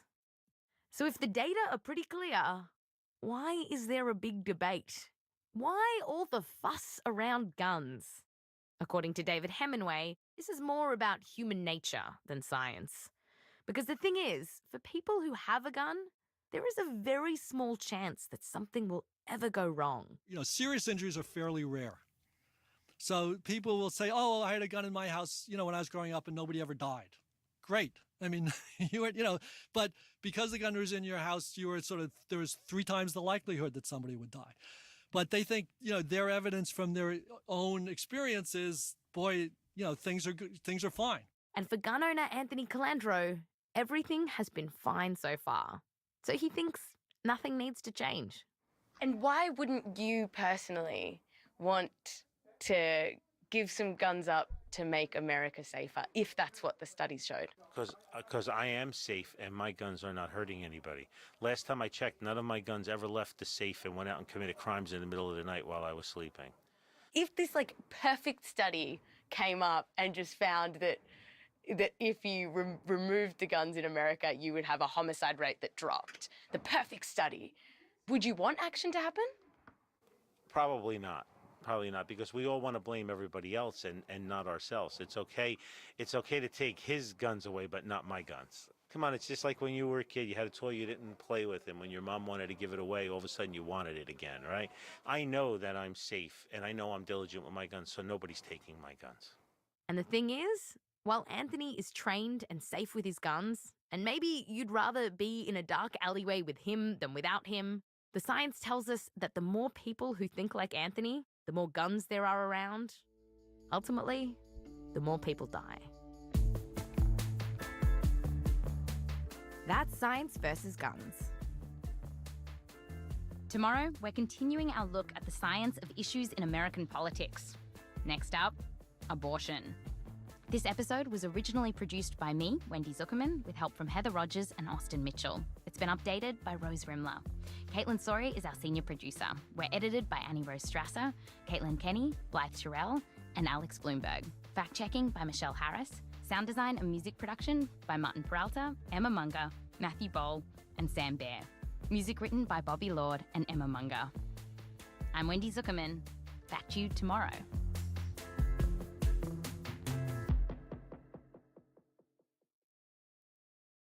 Hi, I'm Wendy Zuckerman, and you're listening to Science Versus from Gimlet Media.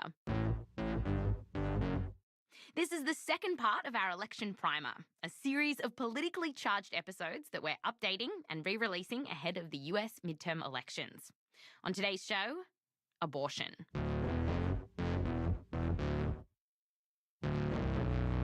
President Donald Trump has appointed 2 conservative justices to the Supreme Court, and many feel it's only a matter of time before Roe v. Wade, the court decision giving many women the right to an abortion, will be overturned. Now, for the first time since Roe v. Wade, America has a pro-life president, a pro-life vice president, a pro-life House of Representatives. As we come up to the midterms, the battle over abortion is fast becoming one of the key issues of the election. Donald Trump's disrespect of women is unacceptable. But Congressman Steve Knight's position on abortion is even more troubling. In West Virginia, we believe in the sanctity of life. But Senator Joe Manchin voted to allow federal funding for Planned Parenthood, the largest abortion business in the country.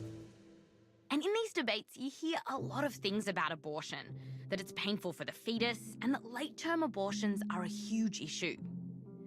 But what does the science say about all this? We dug into these questions and more in an episode that we published last year. And now we've made sure the research is up to date, and it is. So, here's our episode. Science versus abortion.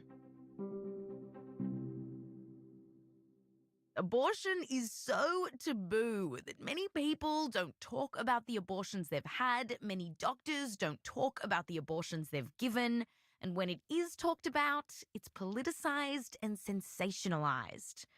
But whether we talk about it or not, it's happening. A lot. A common statistic that floats around is that 1 in 3 women in America will have an abortion in their lifetime. That's from a study which used data that was almost 10 years old. It's currently being updated because the number of women getting abortions is dropping. What we do know is that in 2014, just 1 year, just under 1 million abortions happened in America. We're going to talk really openly about abortions. We're going to tell you what exactly happens in an abortion, who's getting them, and what happens to women once they've had them. So we just want to say that this episode is not about being pro-choice or about being pro-life. This is about being pro-facts. And if you haven't already guessed, this episode is probably not for little ears or even for big ears on a little person. So if you're a parent or maybe there's kids in the room, you might want to switch to headphones. So when it comes to abortions, there are lots of misconceptions about aborting a conception. But then there's science. Today on the show, we're pitting facts against fetuses. Yep, we went there. So we're looking into these 3 questions around abortion. 1, when most women have an abortion, how far along is the fetus and can it feel pain? 2, what exactly happens during an abortion? And 3, what are the risks of having one?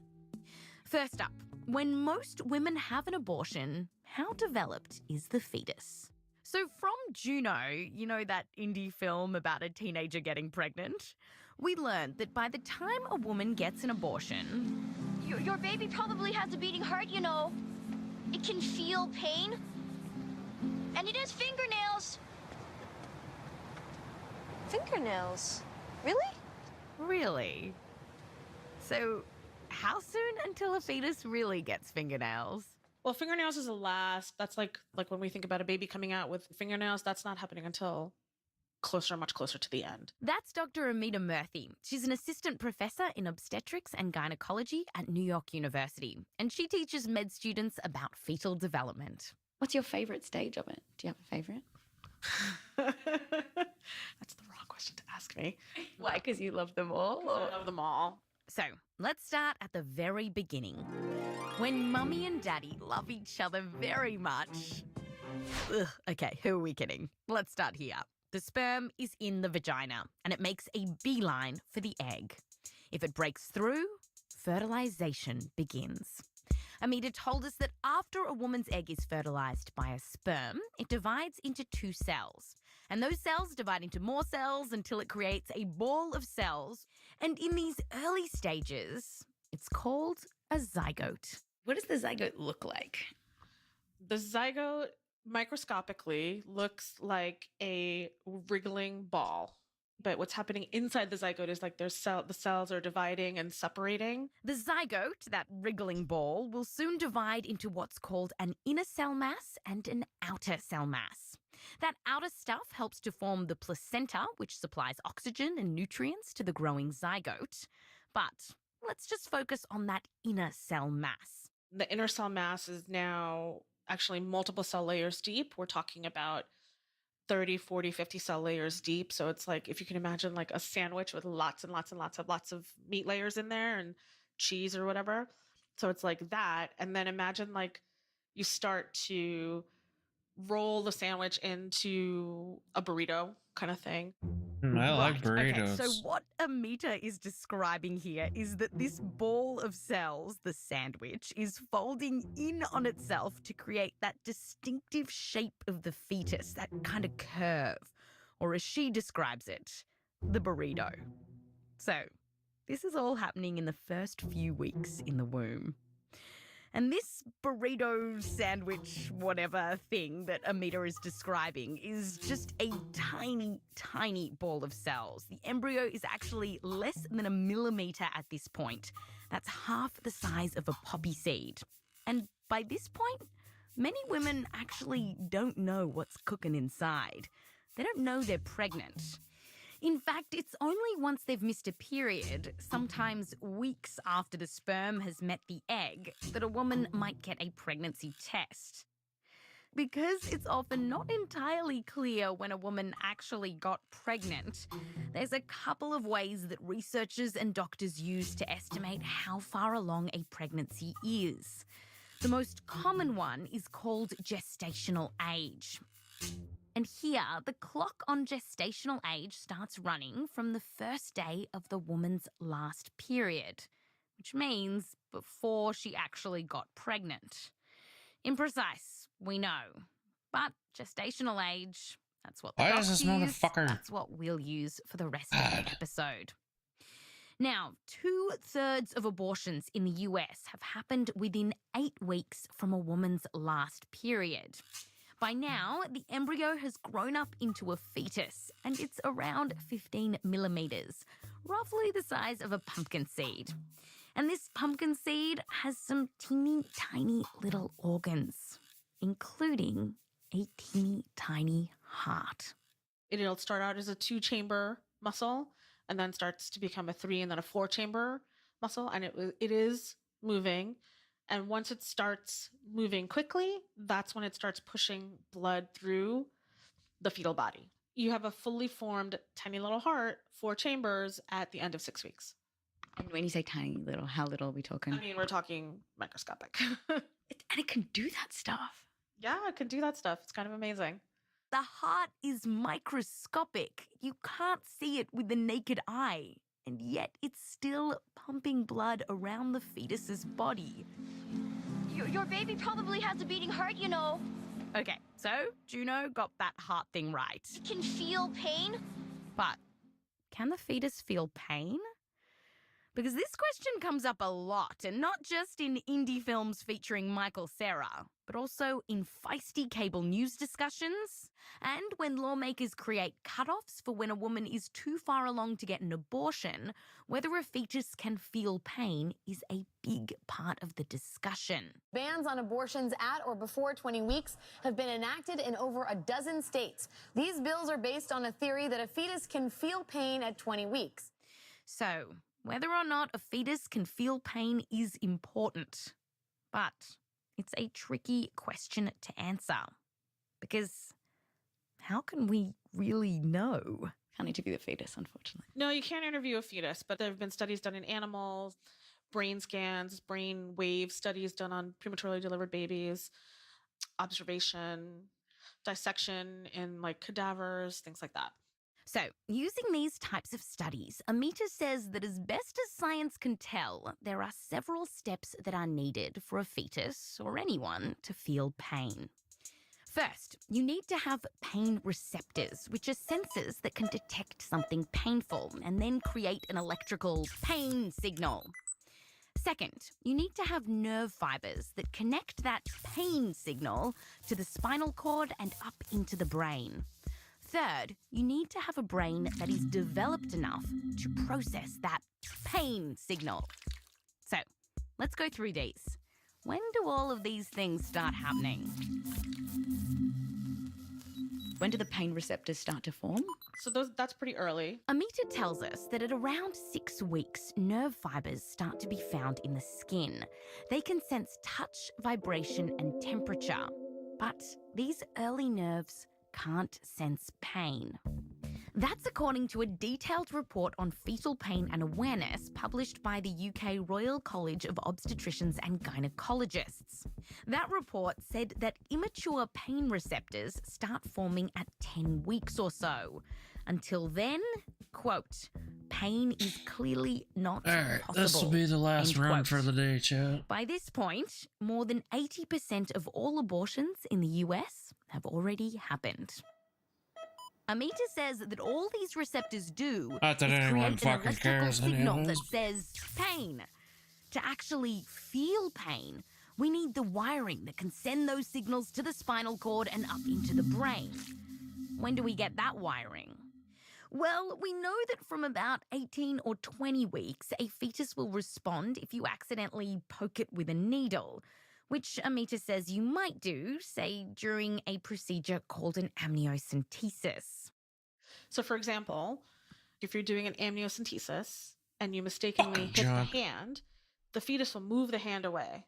Now, the fact that we even have this reflex response tells us that we probably have the circuitry to send those pain signals to the spinal cord and to the base of the brain, called the brainstem. But to Amita, that reflex response is something very, very different to pain. That is reflex, but the understanding that something sharp has hit and that it is bad and that bad sensation is pain is not there. How can we be sure? Because we know that there's no cortex at that time. And we need the cortex to feel that pain. We need the cortex to understand that that is pain. You don't need the cortex for the reflexive action, but to understand that that is a bad thing and then that bad thing is pain, you need the cortex for. Which brings us to the final stage of development that many researchers think is needed to be able to feel pain. Our complex cortex, which is that thick, wrinkly part of the brain that most people think of when they think of a brain. You don't get real cortex until the end of the second trimester, and the completion of connections like through the midbrain, lower brain into the cortex doesn't happen until 26 to 28 weeks. By now, the fetus is really getting along. Amita says at 24 weeks, or around 6 months, the wiring is getting connected. And those wires are fully hooked up by around 26 to 28 weeks. Now, this is why the Royal College of Obstetricians and Gynecologists report Adios, concluded bye-bye. that this, quote, Sayonara, implies motherfucker. pain is not possible until after 24 weeks, end quote. For context, according to the Centers for Disease Control and Prevention, 99% of abortions in the US